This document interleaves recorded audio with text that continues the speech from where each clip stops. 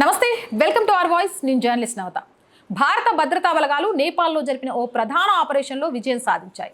అక్రమ సరఫరాదారు అయిన షేక్ సలీంను అరెస్ట్ చేశారు. షేక్ సలీం అంటే చాలా మందికి తెలియకపోవచ్చు. సలీం పిస్టల్ అంటే బాగా తెలుస్తుంది. ఎందుకంటే వీడు పాకిస్తాన్తో లింకు పెట్టుకొని చాలా పిస్తల్స్ అక్రమంగా భారతదేశంలో అమ్ముతూ ఉంటాడు. వీడి మీద ఎప్పటి నుంచో పెద్ద నిఘా పెట్టింది. ఇక ఆ నేపథ్యంలో ఇంటెలిజెన్స్ సమాచారం అందింది. ఢిల్లీ స్పెషల్ సెల్ భద్రతా సిబ్బంది సంయుక్తంగా ఒక ఆపరేషన్ని నిర్వహించాయి. మన దేశంలో తొలిసారిగా గ్యాంగ్స్టర్లందరికీ జిగానా పిస్టల్ని సరఫరా చేసింది సలీమే అని భద్రతా బలగాలు కూడా చెప్పారు.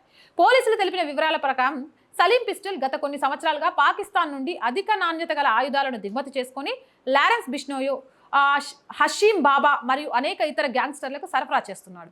అతను పాకిస్తాన్ నిఘా సంస్థ ఐఎస్ఐ మరియు underworld don Dawood Ibrahim యొక్క డి కంపెనీతో కూడా సంబంధాలు కొనసాగిస్తున్నారు. అలాగే పాకిస్తాన్తో ప్రత్యక్ష సంబంధాలు ఉన్నాయని ఇంటెలిజెన్స్ పేర్కొన్నాయి. సిద్ధు మూసేవాలా హత్య కేసు, బాబా సిద్దికీ హత్య కేసుతో సహా అనేక పెద్ద నేరాలలో సలీం పిస్టల్ పేరొచ్చింది. మూసేవాలా హత్య కేసులోని నిందితుల్లో ఒకరిని మెంటర్గా కూడా పనిచేస్తున్నారు.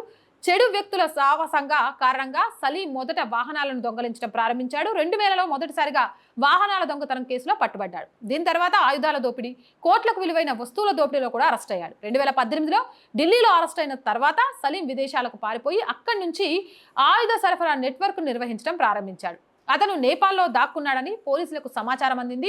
ఆ తర్వాత ఏజెన్సీలు అతన్ని గుర్తించి పట్టుకున్నాయి. సలీం పిస్టల్ నెట్వర్క్ భారతదేశంలోని అనేక రాష్ట్రాల్లో విస్తరించింది.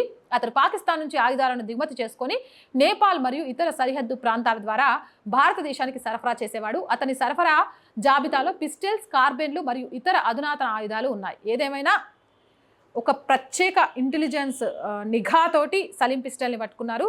వీడి నెట్వర్క్ ఏ ఏ రాష్ట్రాల్లో ఎక్కడెక్కడ ఎలా వ్యాపించింది అనే విధంగా ఇప్పుడు ఎంక్వైరీ చేస్తున్నారు. వాడి ఎంక్వైరీలో ఏ ఏ రాష్ట్రాల్లో ఎంతమంది బయటపడతారు అనేది ఆత్రంగా ప్రతి ఒక్కరూ ఎదురు చూస్తున్నారు. అంటే దేశద్రోహులు ఈ దేశానికి ద్రోహం చేయడానికి ఎంతమంది ఎదురు చూస్తున్నారు చూడండి. ఆశ్చర్యంగా ఉంది కదా. మీరేమంటారు? మీ అభిప్రాయం ఏంటి? కామెంట్ సెక్షన్లో పెట్టేయండి. మోర్ వీడియోస్ కోసం ఛానల్ వెంటనే సబ్స్క్రైబ్ చేయండి. అండ్ చాలా మంది వీడియోస్ చూస్తున్నారు, ప్రతిరోజులాగే చెప్తున్నాం, సబ్స్క్రైబ్ చేయడం మర్చిపోతున్నారు. ఆర్ వాయిస్ పొలిటికల్, ఇవి రెండు మన ఛానల్సేనండి. సో ప్లీజ్ సబ్స్క్రైబ్ చేయండి. మీ సబ్స్క్రిప్షన్ ఈ ఛానల్కి కొండంత బలాన్ని ఇస్తుంది. అండ్ లైక్ చేయడం, షేర్ చేయడం ద్వారా మన వీడియోస్ వైరల్గా మారి వ్యూవర్షిప్ ఎక్కువగా రావడం ద్వారా మనం ఆర్థికంగా సస్టైన్ అవ్వడానికి కూడా కారణమవుతుంది.